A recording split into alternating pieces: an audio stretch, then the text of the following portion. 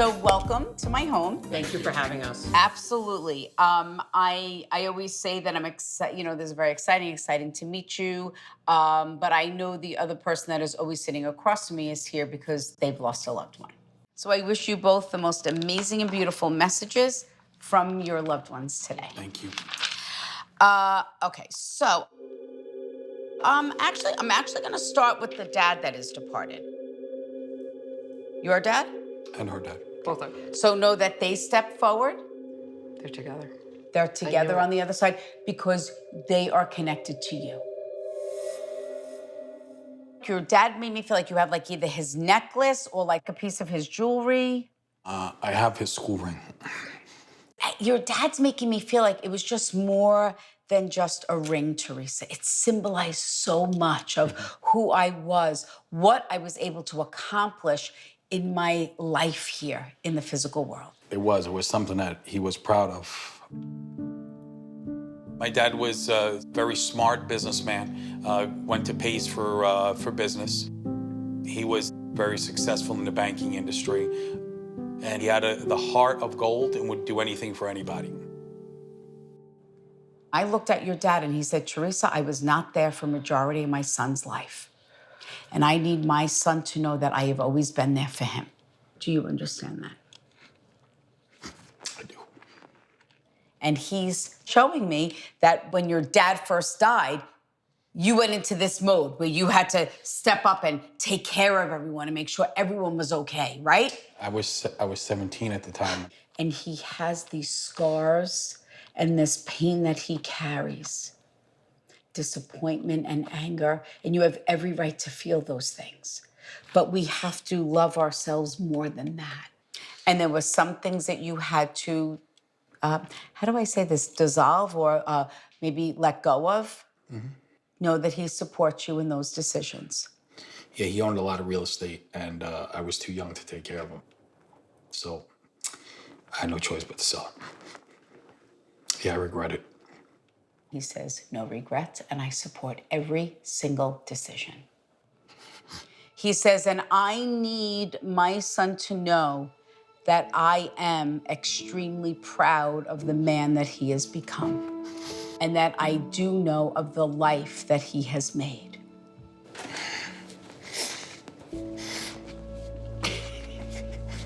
When he passed, it was shocking. It was rough for a 17-year-old to handle.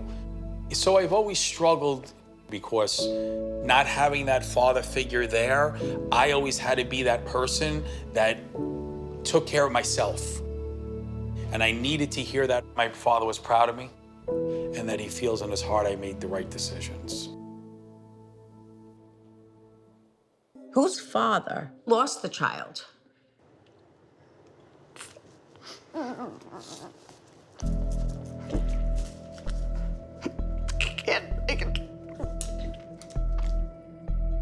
It's her dad.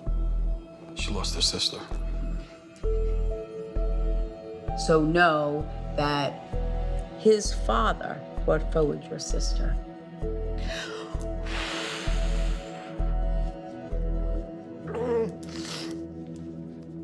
Just know that her soul is at peace and that she says, I'm sorry, I left too soon.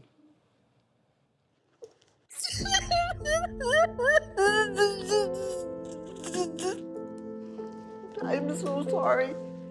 It's fine.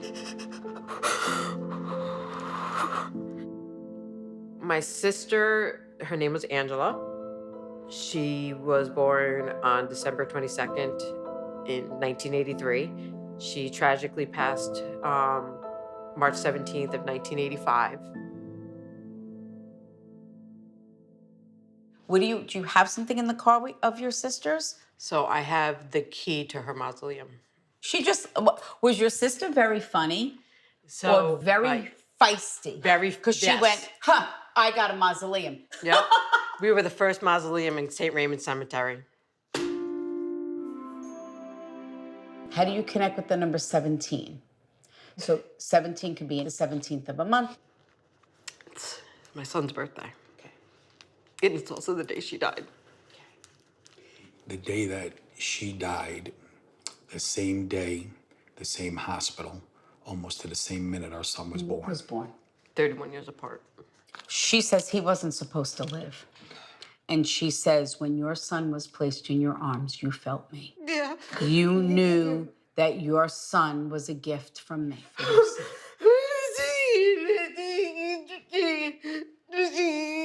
She said, because losing a child, my sister never would have recovered.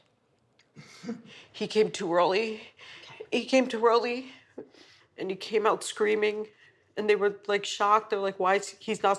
He's 20. You're delivering at 30 weeks. He should not be Because screaming." your sister transitioned her soul through to your son. Oh my God, my baby. When I was 25 weeks pregnant, we were moving and I was just lifting too heavy of stuff and I ended up being rushed to the hospital.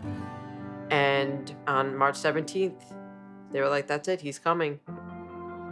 They had 2 NICU teams, they had the labor and delivery team, they had 30 people in the operating room, and without any medications, he came out. He came out screaming.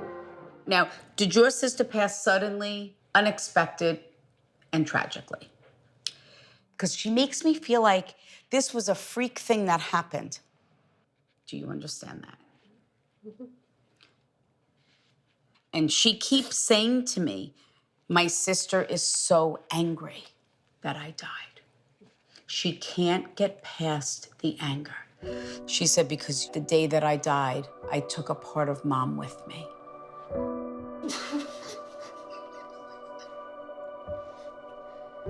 We had a pizzeria up in Orange County, New York, and she walked out the back of the store. She was hit by a car. She was 2 years old. When she died, I was kind of pushed off to the side. My mother discarded me. She wanted nothing to do with me.